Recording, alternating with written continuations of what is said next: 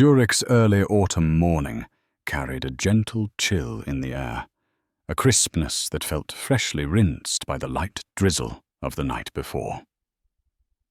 Inside the grand lobby of the Montclair Regent Hotel, an icon of timeless elegance nestled in the heart of Europe. Chandeliers hung from the towering ceiling, casting shimmering reflections on the polished marble floor below, where every footstep echoed with quiet dignity. There, a black woman in her early 40s, her hair neatly tied back, wearing a charcoal grey cashmere coat and low-heeled shoes, stepped inside with a calm so composed she was almost invisible. She wheeled a small cabin suitcase behind her, the other hand holding a printed reservation confirmation. No entourage, no outward signs of wealth or status, yet something in her poised demeanor and the way her eyes calmly assessed every detail around her revealed she was no ordinary guest. As she approached the front desk, a voice rang out, soft yet laced with a chill, like a sharp blade wrapped in silk. "Excuse me, the service entrance is at the back," said the receptionist, a white woman named Elise Hartmann, around 35, who didn't bother to lift her eyes from the screen in front of her. No greeting, no polite glance. Her words drifted past with the ease of someone used to judging others in a single glance. The black woman paused. She didn't respond, only placed her printed confirmation gently on the counter. Elise glanced at it briefly, then pushed it aside. "I think you're in the wrong area. Guest check-ins are handled elsewhere. This is the main lobby for VIP guests only." An elderly couple seated in the lounge turned their heads, curiosity and discomfort flickering across their faces. A porter a few steps away paused, his lips tightening. No one said anything, but the air grew dense, as if something had just happened that everyone felt but no one dared name. The woman remained silent.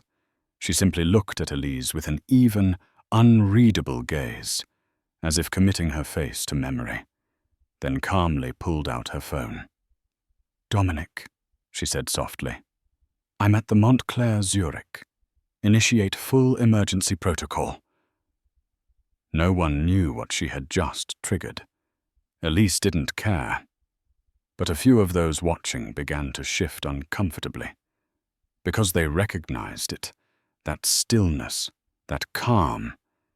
It wasn't resignation. It was the tremor before the quake. Silent, measured, and utterly irreversible. Her name was Dr. Celeste Hayward, 40, 2 years old, founder and chief executive officer of Eden Crest, a luxury hotel empire stretching from North America to the Middle East. This trip to Zurich came with no ribbon, cutting ceremony, no board meetings, and certainly no red carpet welcome. She arrived quietly, using the name C. Hallberg, a name borrowed from her Swedish grandmother, a woman she had never met. Alone, with no entourage, no designer labels, and not a single glossy handbag to distract or mislead. Her outfit was simple: a light grey turtleneck, a long wool coat, low-heeled shoes, and no jewelry except a wedding band and a slender watch on her left wrist. Every detail had been carefully considered to appear just enough. Enough for a businesswoman tired after a transcontinental flight. Not so polished as to draw attention, but not so casual as to be dismissed. At least, that was the theory. But Celeste knew better. In reality, no amount of presentation could shield you if your skin tone didn't match the one quietly defined as acceptable within marble, lined hallways like these. She had done this before: Paris, Tokyo, Boston. Each visit a test of how people behave when they think no one important is watching. In the last 8 months, she had received 4 anonymous complaints from guests of color at Montclair Regent Zurich, each one dismissed by the local management with the explanation that the guest misunderstood the procedure. She had requested retraining. She had sent internal memos. But her experience taught her this: some truths cannot be seen from a boardroom. They only surface when you walk into the space stripped of name, title, and authority, when the person across from you believes you are no one. And just as her instinct warned, it took Elise Hartmann less than 5 minutes to reveal the truth. Celeste didn't get angry. What she felt was coldness, a familiar, aged chill that had once seeped into her skin during childhood in South Chicago, where her mother had been asked to take the freight elevator while cleaning offices in a 3-star hotel. Celeste had come a long way from those days, but the sting of being diminished based on appearance still followed her like a shadow, waiting for a polished hallway and a wrongly empowered uniform to emerge again. And this time, she hadn't come just to observe. She had come to change things from the root. When Celeste quietly placed the printed reservation confirmation on the counter, clearly signed by the assistant front desk manager, Elise Hartmann, didn't even bother to glance at it. She simply tilted her head with theatrical sarcasm and leaned in with a sugary, calculated tone. "Are you sure you're in the right entrance, miss? The service entrance for cleaning staff is in the back." Then, with the delivery of a line she had likely rehearsed many times but rarely had the occasion to use, Elise let out a judgment that no one in the grand lobby could ignore.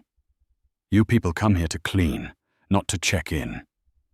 The words hung in the air, sharp and cold, like a blade slowly slicing through the outer layer of silence Celeste had wrapped around herself. She stood still, neither responding nor reacting.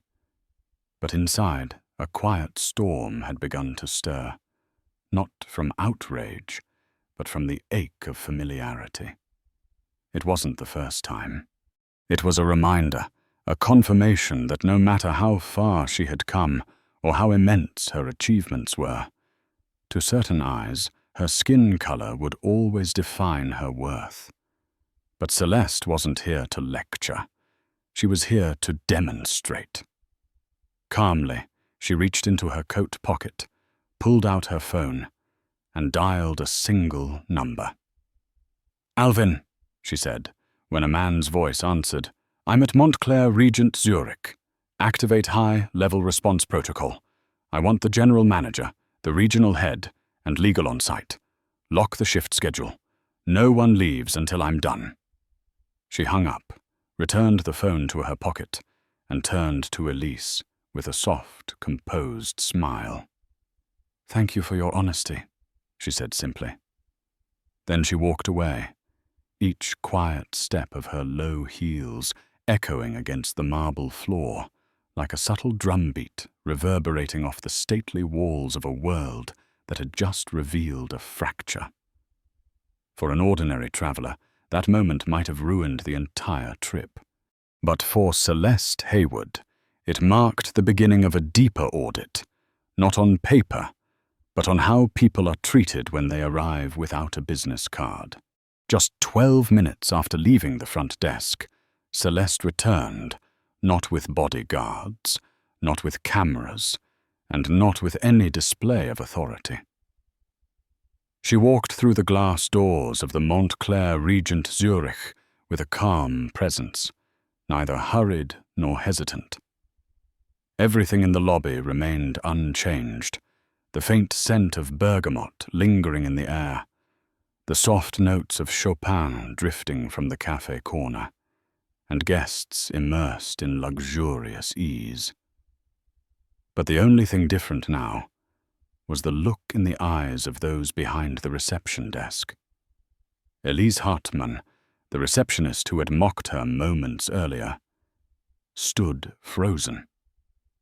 Her hand unconsciously clenched a folder, eyes darting toward the hallway leading to the management office as if searching for an escape. Celeste said nothing. She simply approached the counter, slowly removed her leather gloves, and placed them beside the vase of white lilies. Her voice was soft but firm. "I'd like to speak to the general manager. Right now." Elise parted her lips to say something, but no sound came out. At that exact moment, a tall man in his early 50s emerged from the corridor, Maximilian Krauss, the night general manager, dressed in a charcoal suit, his calm grey eyes belonging to someone well versed in crisis control. Though his face maintained a diplomatic smile, his gaze flickered with subtle doubt as he scanned Celeste from head to toe, not yet connecting the woman before him with the unexpected directive he had just received. "Is there a problem?" he asked, his tone carefully polite. Celeste met his eyes directly and replied with serene clarity. "The problem has just become a corporate-level internal investigation involving legal and media scrutiny. I suggest we move this conversation somewhere private before it spirals out of your control." Maximilian paused for a brief breath, then nodded, as if realizing he had just stepped into the eye of a storm. He gestured toward the meeting room behind the concierge desk. As the door closed behind Celeste, no one in the lobby could hear what was being said, but the atmosphere had already shifted. It was the moment everything began to change, not because of raised voices, but because of the silent presence of a woman who no longer allowed others to define her place. In the glass-roofed conference room overlooking the Zurich Opera House, Celeste sat at the head of the table, hands on an encrypted laptop, the screen's glow reflecting off her sharp eyes. Every move she made had purpose, no gesture wasted. On the table lay a file labeled Regent Contingency Protocol, the emergency plan designed for moments Celeste referred to as when, not if. Within less than 10 minutes, 4 key department heads had arrived: the assistant morning manager, a member of the security team, and the interim HR supervisor. Among them, only one person didn't avoid Celeste's gaze. Clara Jensen, a woman in her mid-full 30s, wearing a clean, simple suit, her expression steady. When Celeste gave her a subtle nod, it was not just an acknowledgement, but a signal that she saw not just presence, but awareness. At that moment, Maximilian entered, his face paler than before, followed by Rebecca Hartmann, whose steps were hesitant. The tension in the room tightened like a drawn violin string. Celeste did not invite anyone to speak. She opened surveillance footage, unedited and unfast, forwarded. The screen displayed Rebecca leaning over the reception desk, her voice crystal clear. "People like you come here to clean, not to check in." No one in the room spoke. Clara closed her eyes. The security officer exhaled heavily. Maximilian swallowed hard. Celeste paused the video, then delivered a short, resolute sentence. "This is not a training failure. This is a systemic failure." Maximilian stammered something about a cultural misunderstanding, but Celeste gently raised a hand to cut him off. "Do not use the word culture to excuse contempt." She did not need to raise her voice to command the room into silence. Turning to Clara, Celeste asked, "Have you witnessed similar incidents before?" Clara met her gaze. "Yes, especially involving guests of color, particularly women. They are asked for ID more often, monitored more closely during late checkouts. I filed 2 reports. No one followed up. Celeste nodded, then looked to the security staff member. "You were called this morning. What were you told?" He straightened in his chair, his voice steady. "I was informed there was a guest being uncooperative and possibly using a falsified reservation. I reviewed the camera footage and saw no inappropriate behavior." Celeste stood, closed her laptop. "Then as of today, we stop pretending we don't see." She pulled out pre-signed disciplinary notices, suspending Maximilian, Rebecca, and 2 other supervisors pending an internal investigation. Finally, she handed Clara a folder titled Interim Appointment, General Manager. She said quietly, "I do not reward silence. I empower courage." And the room, once run by polished words and quiet complicity, now stood still before a voice that did not need to shout to be heard. Each suspension notice was placed quietly on the table in front of them by Celeste, as if delivering a silent message. The chair you sit in was never meant to be permanent.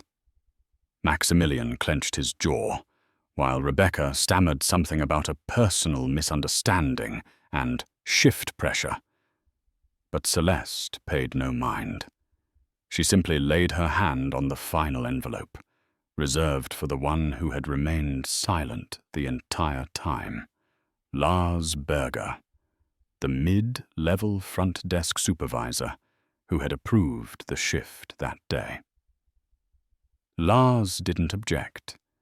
He only bowed his head slowly, as if he had long understood that prolonged silence would cost more than an apology could repay. Celeste then turned to Clara, the only person in the room who hadn't tried to defend themselves, and pulled out a short folder marked with the special blue seal used exclusively for internal decisions within the Eden Crest group. "I don't put faith in the titles engraved on nameplates," she said, her voice steady and low. "I put faith in those who do what's right when no one is watching."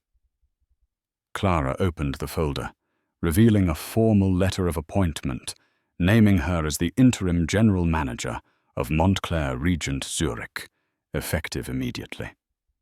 She looked up at Celeste, eyes wide with disbelief. I've only been in the assistant manager role for less than a year," Celeste smiled, for the first time that day with genuine warmth. "Sometimes the ones who've never been chosen are exactly the ones we need to reshape the system." There was no need for an announcement ceremony, no need for a dramatic signing, just a presence at the right moment and a hand extended to the right person. Clara stood, straightened her collar, then turned to HR and signaled them to prepare the internal statement.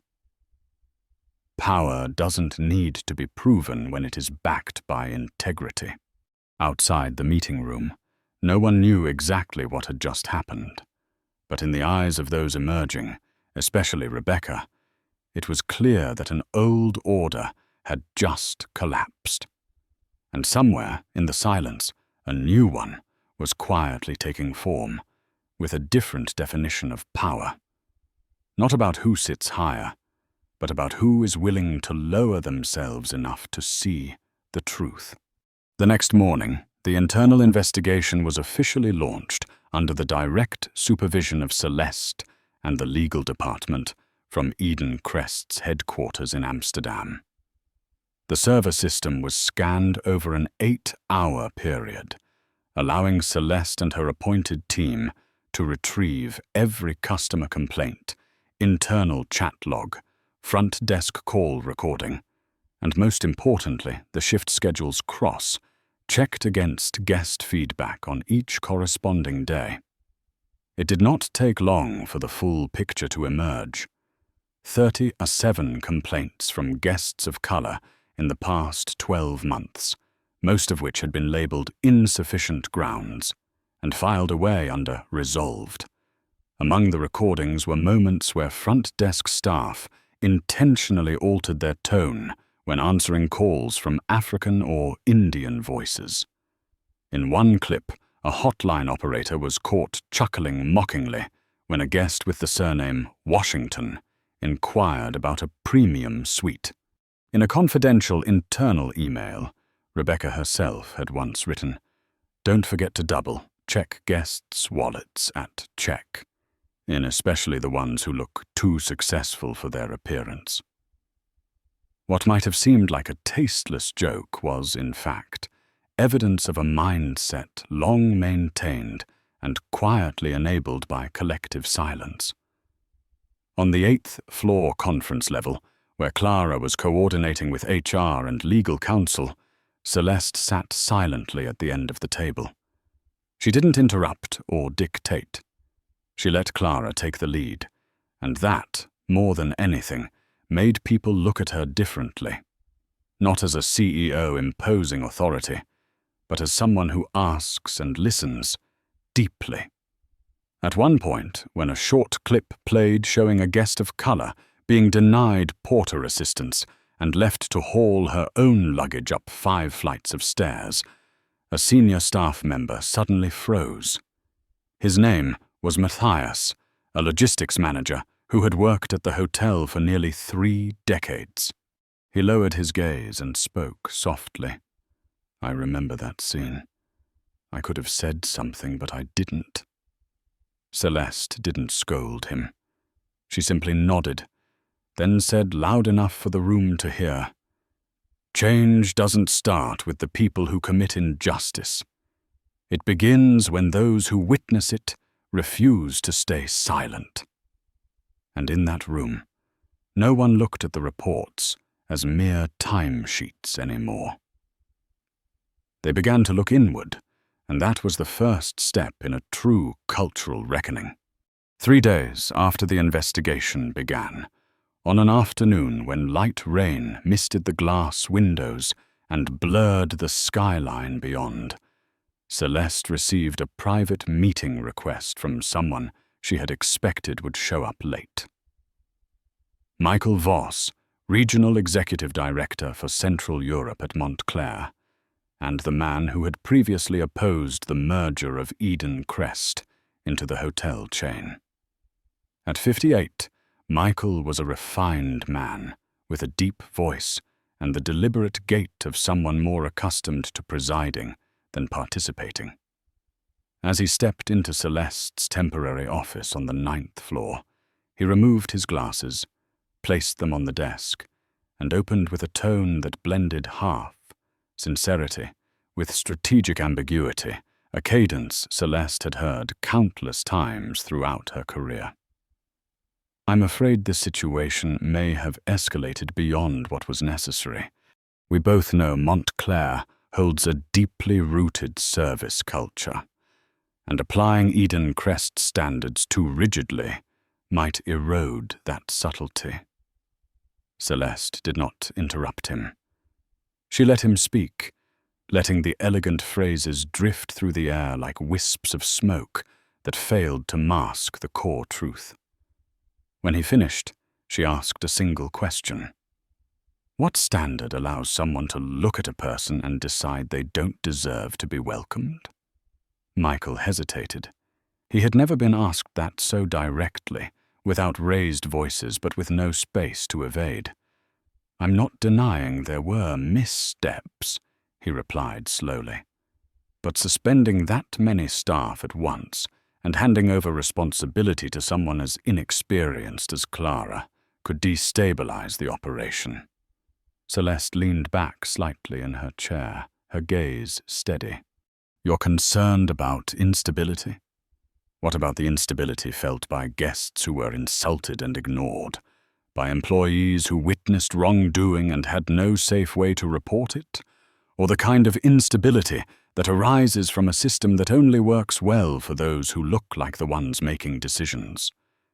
Without waiting for a reply, she continued, not in anger, but with the weight of a reality she had long accepted. "I'm not here to fix individuals. I'm here to question the structure that allowed this to exist in silence." Michael nodded slowly, as if digesting something heavier than a reprimand. He stood, murmuring, "I'm not sure I can adapt to this." Celeste met his eyes with neither challenge nor invitation, only clarity. Change doesn't need you to adapt. It needs you to stop standing in its way. The door closed quietly behind him, leaving Celeste alone in the stillness. She felt no anger, no sense of victory, only a quiet release, because not every conversation needs to end with a handshake. Sometimes it ends with the quiet shedding of an era that has run its course. Since the day Clara Jensen officially took over as interim general manager, the atmosphere at the Montclair Regent Zurich began to shift. Not loudly, not glamorously, but persistently, seeping in like rainwater into the foundation of an old stone building. The internal schedule was changed. Instead of closed meetings among managers, Clara organized open dialogue sessions by department, where any employee could speak up, including the lobby cleaner, the room attendant, or the airport shuttle driver. The framed customer conduct guidelines that once served merely as decoration were replaced with new codes of conduct, rewritten in 3 languages and signed by the very people who ran the hotel each day. But the greatest shift did not come from new signage. It came from the eyes of the staff. A young woman named Amira, a Swiss receptionist of Turkish descent, was, for the first time, assigned to peak hour shifts instead of being temporarily moved to slower hours. Matthias, the head of logistics who had once admitted to remaining silent, now took the lead in proposing an internal anonymous reporting system and volunteered for the cultural coordination team. These changes were not revolutionary on their own, but they created something that had previously been missing: the feeling of being heard and seen. In a private meeting with Celeste, Clara proposed the development of an ongoing training program involving real guests, people who had once been rejected, misjudged, or overlooked. "I don't want employees to learn from books," Clara said, her voice steady and calm. "I want them to learn from people." Celeste didn't respond immediately. She simply looked at Clara for a long moment, then nodded, as if acknowledging that the woman before her was no longer the silent assistant sitting at the end of the table, but someone who was beginning to rewrite the definition of leadership in her own way. Throughout more than 2 decades of executive leadership, Celeste had seen many reform projects withdrawn after a single fiscal quarter, and countless promises diluted by shareholder pressure. But this time, she sensed something different. This was not change out of obligation, but change for survival.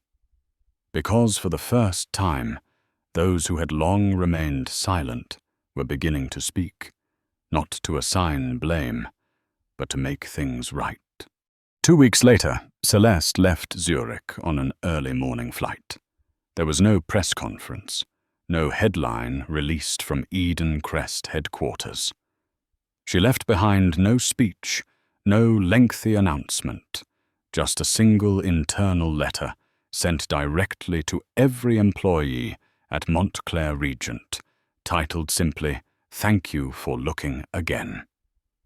In the letter, she made no mention of the incident, no reference to the suspensions, and no emphasis on her own role. She simply shared a short story about her mother, a woman who worked in a 3-star hotel in Chicago for 30 years and was never once called by her real name, because everyone had grown used to calling her the lady who mops the 6th floor. And at the end of the letter, Celeste wrote, "I do not expect every hotel to become Eden Crest. I only hope that when someone walks through the door, you will ask yourselves who they might be, before assuming who they cannot be. Throughout the flight, Celeste never opened her laptop. She quietly gazed out the window as Zurich faded below, giving way to white clouds and pale blue sky. Down there, Clara continued to reshape the internal culture step by step. Angela, the head of housekeeping, was nominated to join the new Operations Council, the first time a non-desk employee had ever held a seat. The customer scoring system was replaced by a transparent feedback protocol, where the voices of those once silenced were now included in the behavioral assessment criteria. A few people left. Some resisted the change and chose to resign. But those who stayed, from security guards to head chefs, began relearning how to have conversations, not just with guests, but with their own professional conscience. And one final detail, the small brass nameplate at the front desk, where Rebecca Hartman's name had once been, was replaced by a recessed oak panel carved with just 2 words: Amira welcomes. No title, no surname. Just the real name of a woman who had once been told to stay in the back, now standing as the first face to greet every guest who walked in. For Celeste Hayward, that image alone was enough to affirm a truth. True presence does not require applause. The most enduring kind of power is sometimes found when you leave the room, but the values you planted remain, reflected in how people choose to see one another.